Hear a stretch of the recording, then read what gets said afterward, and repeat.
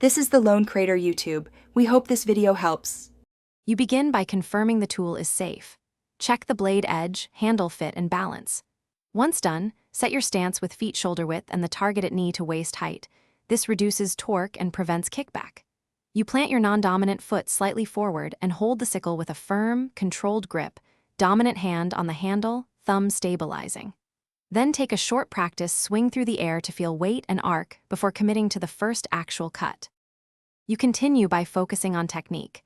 Make short, controlled slicing strokes that engage the blade edge across the material rather than brute force. Once done with a stroke, reset your shoulders and feet. Make sure to pivot with your hips so your torso does not twist and strain.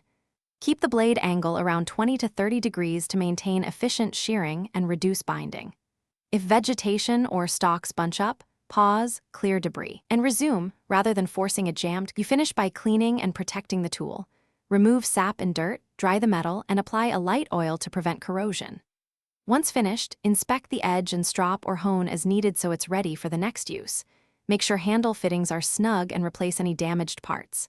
If you hit resistance or the blade binds during work, stop immediately, clear the caught material, re-evaluate your angle and sharpness, then restart with a shallower, controlled stroke. Thanks for watching. Consider subscribing if we helped you.